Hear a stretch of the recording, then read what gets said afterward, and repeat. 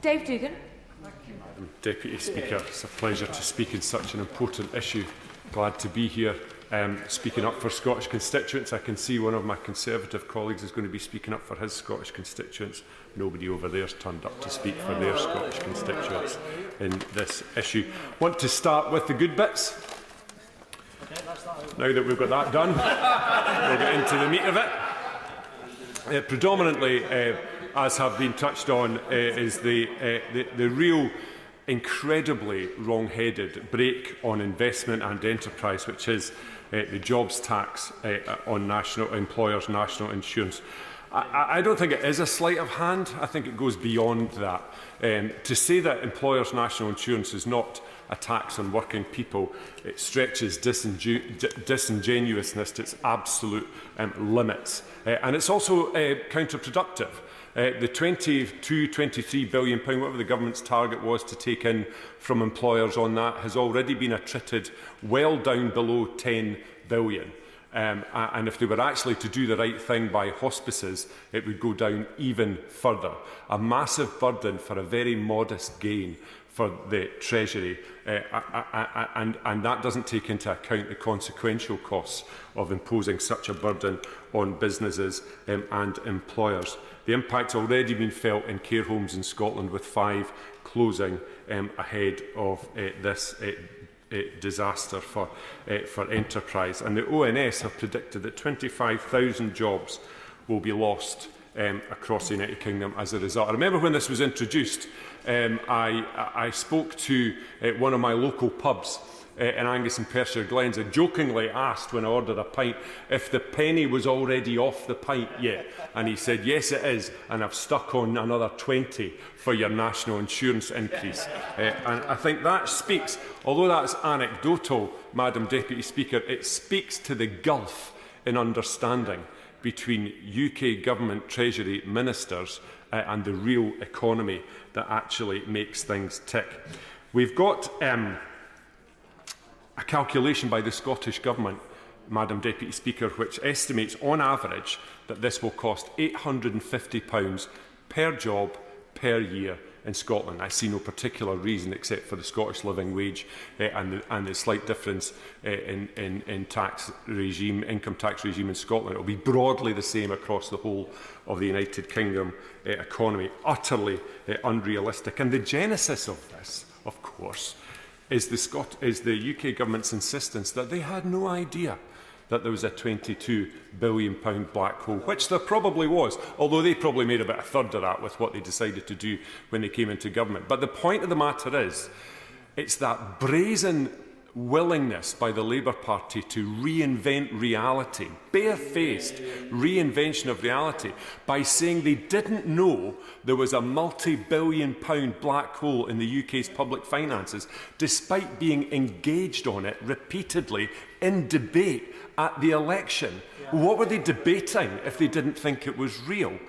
So it's totally disingenuous. Now, inflation jumped up again 3.5% in April, up from 2.6% in March. Not caused by an economy firing on all cylinders, not caused by a rejuvenated consumer sector high on the output from a new government full of ideas and creativity. No, not any of that which is driving inflation. It's driven by electricity prices, gas prices and water bills, which consumers can do little or nothing about, but which they're still having to fight to pay on top of higher interest rates as the Bank of England tries to get on top of inflation in a deeply dysfunctional economy. The government should seek to address the actual drivers of inflation, take on those energy prices, because let's forget, it's not that long ago we were promised at the election a £300 reduction in energy bills. Not like maybe or around or anything of that nature. Vote Labour, you'll get a £300 reduction in your energy bills. And what's happened? In less than a year, they've gone up by £281.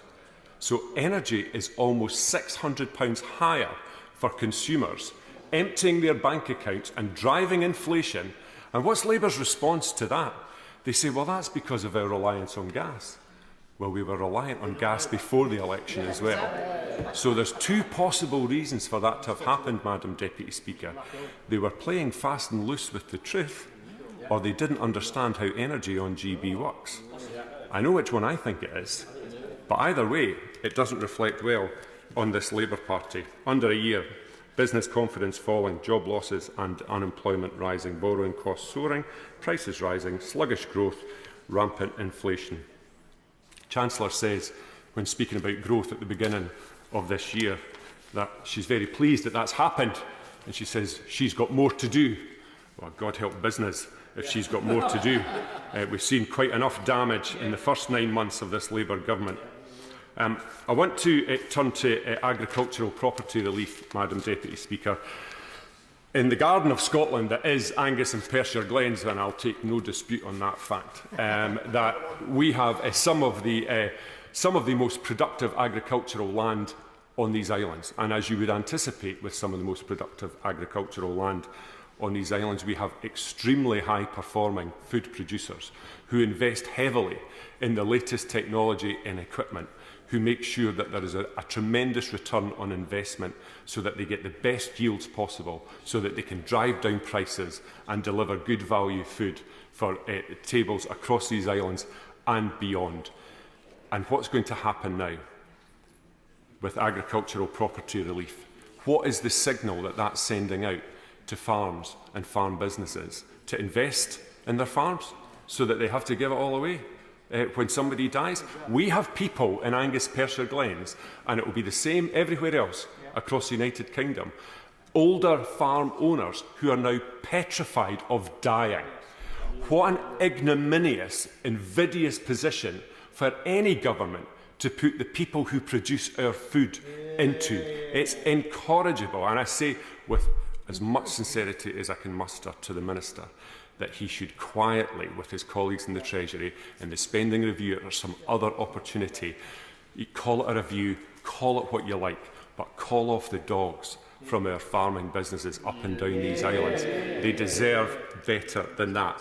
Not unrelated, of course, is business property relief, and we've heard some of the testimony from other honourable and right honourable members on the necrotic effect that has on investor confidence. There's a really good reason why large-scale family businesses are really good for economies, and especially local economies. They employ local people, they headquarter locally, they try as much as possible to establish and stand up their supply chains locally.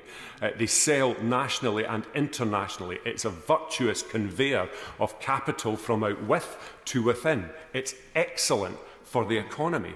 It's far better than the same economic output from a PLC, although PLCs, of course, have their role. But what businesses, large-scale businesses in Scotland and elsewhere are speaking to me about is, again, that disincentive to invest. Now, for a government whose state, I'll be very happy to give way. The Family Business UK say that 55% of businesses have paused or even cancelled planned investments due to the government's plans to cap business property relief. Does he agree with me that the government should delay the planned BPR changes and conduct a thorough consultation and an impact assessment? I can't help but agree with my honourable friend. I think, at the very least, that's what the government should do. Because, to be fair, and other members have said that too, it can't be easy forming a new government. It certainly doesn't look easy.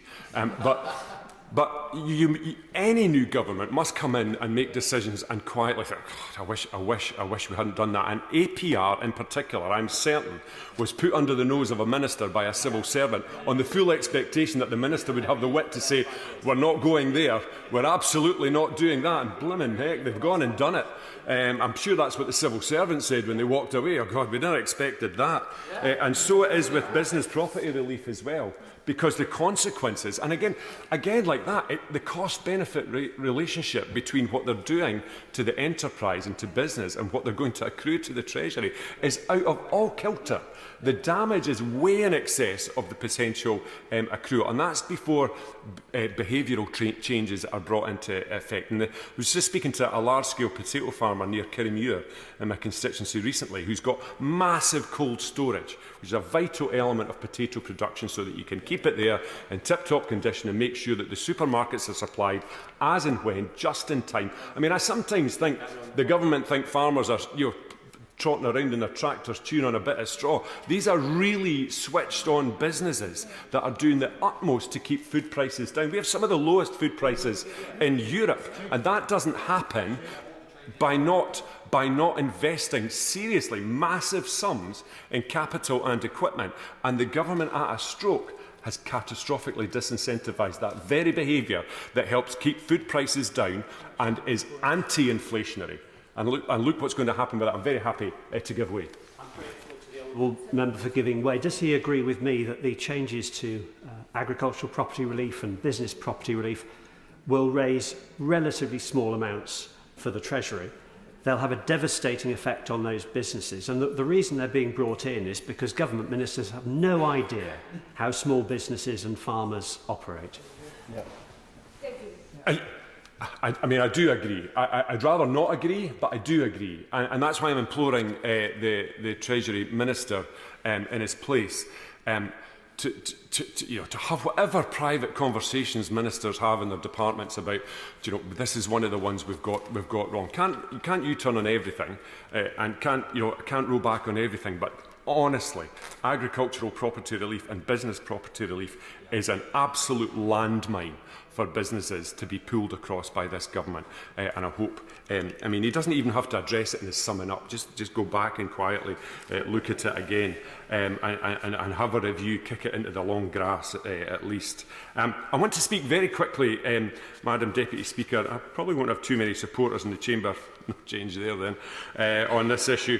And it's that of quantitative tightening from the Bank of England. I've raised this a couple of times with the Chancellor, and she talks about all manner of things, none of which is quantitative tightening in response. But the overzealous nature of the Bank of England's disposing of government bonds is hugely costly to the Exchequer. There is no need for the rate of quantitative tightening that the Central Bank of the United Kingdom is undertaking. It's not replicated by other central banks.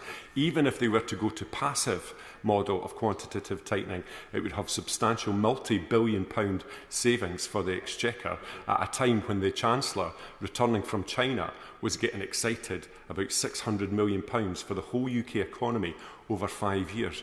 Madam Deputy Speaker, £600 million isn't even the annual budget of my local health board in Angus and Perthshire Glens. And so if those types of numbers are important to the Chancellor, then the total quantitative tightening cost of £45 billion since 2022 should really be further up her red box to pay attention. I'm very happy to give way. I'm very grateful. I was just going to point out to the honourable member that the size of the sum involved, and then he went on to mention it himself, but this is translating a theoretical loss into a real one, guaranteed by the Treasury with taxpayers' money. So I think the honourable member is definitely onto something. I thank the honourable member for his reassurance, particularly that I actively didn't anticipate any reassurance. But total costs for quantitative tightening are projected to be in the region of £130 billion, all borne by the taxpayer of the United Kingdom. And the one relevant thing the Chancellor did say to me when I raised this with her during Treasury questions was that she highly values the operational independence of the Bank of England, and so do I. That doesn't mean you can't chat to them about what's patently unnecessary and extremely expensive to the public purse. Just finally, Madam Deputy Speaker, on immigration, I think we see a very unsavoury lurch to the right from a Labour government on immigration. It's quite clear, and I won't rake over those coals, that the Prime Minister regrets some of his more florid language around about immigration. And the Chancellor has provided no costings, no analysis of this dangerous policy that's been dreamt up on the back of a fag packet. Scotland has a declining birth rate.